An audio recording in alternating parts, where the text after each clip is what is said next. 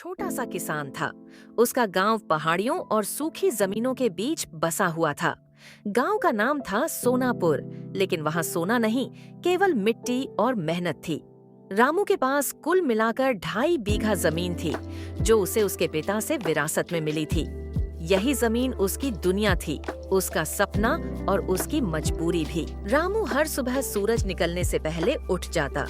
उसकी पत्नी सीता चूल्हे पर सूखी लकड़ियां जलाकर थोड़ी सी चाय बना देती। चाय के साथ कभी कभी सूखी रोटी होती और कई बार सिर्फ चाय ही।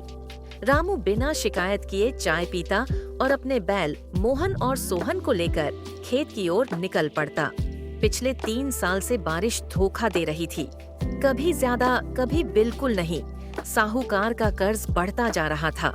गांव के कई किसान शहर चले गए थे, कोई मजदूरी करने, कोई रिक्शा चलाने।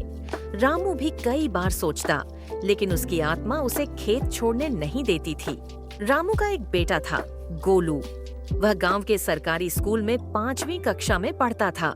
गोलू पढ़ाई में तेज था और बड़ा होकर अफसर बनना चाहता था। रामू जब यह सुनता तो उसकी आंखों में चमक आ जाती।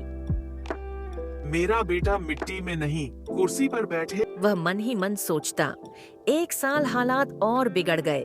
बारिश बिल्कुल नहीं हुई, फसल सूख गई। साहूकार ने घर आकर धमकी दी कि अगर पैसे नहीं दिए तो जमीन लिखवा लेगा। सीता चुपचाप सब सुनती रही, लेकिन रात को रो पड़ी। रामू ने पहली बार खुद को कमजोर महसूस। उसी रात गांव में एक बैठक हुई। सरकार की ओर से एक अधिकारी आया था, जो नई किसान योजना के बारे में बता रहा था। कम पानी वाली फसलों, जैविक खेती और सहायता आड़ की बात हो रही थी। ज्यादातर किसान उदासीन थे, लेकिन रामू ध्यान से सुन रहा था। अधिकारी ने कहा, अगर आप बाजरा और दालें उगाए तो कम पानी में भी फसल होगी। सरकार बीज और प्रशिक्षण देगी। रामू के मन में उम्मीद की एक छोटी सी किरण जगी। अगले दिन उसने साहस करके योजना के लिए आवेदन किया। कुछ हफ्तों बाद उसे बीज मिले और खेती की नई तकनीक सिखाई गई। गांव वाले हंसते थे, रामू पागल हो गया है, ये नई खेती कुछ नहीं देगी। लेकिन रामू ने हार नहीं मानी।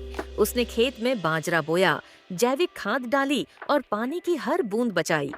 उसने पुराने तरीकों के साथ नए ज्ञान को जोड़ा।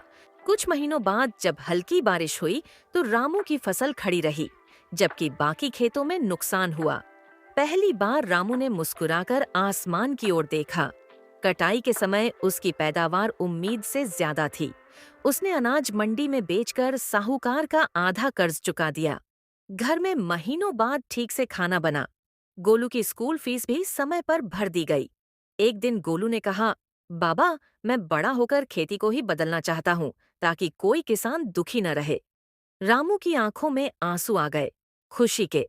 धीरे धीरे गांव के दूसरे किसान भी रामू से सीखने लगे। वही रामू, जिसे कभी गरीब और असफल समझा जाता था, अब सबका मार्गदर्शक बन गया। वह सबको यही कहता, मिट्टी कभी धोखा नहीं देती, बस उसे समझना पड़ता है। सालों बाद सोनापुर सच में सोने जैसा चमकने लगा। सोने की नहीं, मेहनत और आत्मसम्मान की चमक से। और रामू, वह आज भी हर सुबह खेत जाता है, मिट्टी को छूकर कहता है, धन्यवाद माँ, तूने मुझे जीना सिखा दिया।